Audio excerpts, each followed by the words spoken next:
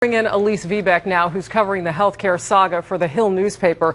Elise, the administration has less than 48 hours to do what the rest of us have to do at work every day, and that is deliver on what we're paid to do.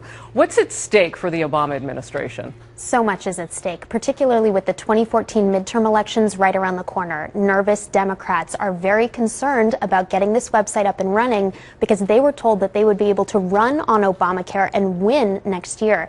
That remains to be seen. You know, I'm curious. They were sent home to do some homework. Spread the good word about what is working with Obamacare. From what you're hearing there at the Hill, how's it going?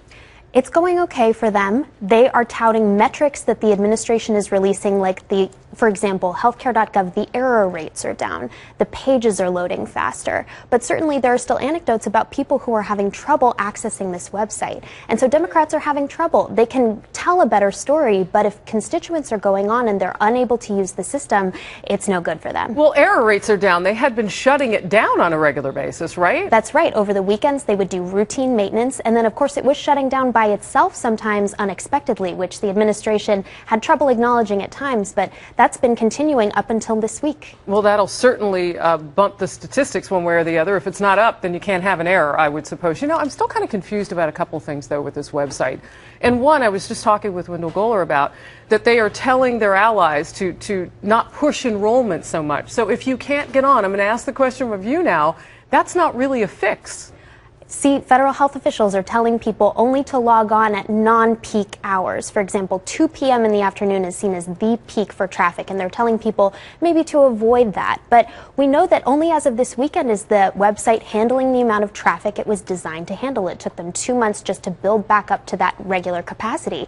And so certainly they want to mitigate and make sure that this traffic is only coming in small waves to make sure that it doesn't crash the system. You know, a lot of Democrats had talked about, too, and even critics of the website, that if it got up and running, would that be enough to make people forget about what else has gone wrong? I don't think so, particularly because even if it's running for most users, there could be other errors that haven't been discovered yet. We could discover them as a result of traffic, and just having so many people on the system is giving it a road test that it's really never had before.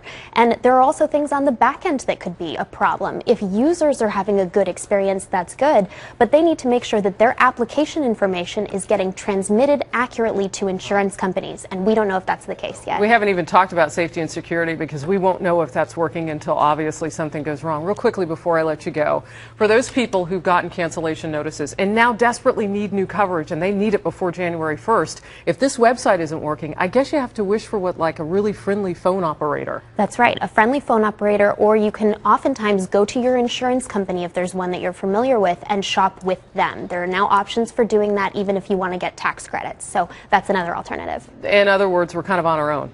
We'll see what happens when we reach Sunday. Yeah. Elise Viebeck with The Hill. Thank you. Good to see you. Harris. Thanks for coming in on a holiday weekend. Of course. Thank you.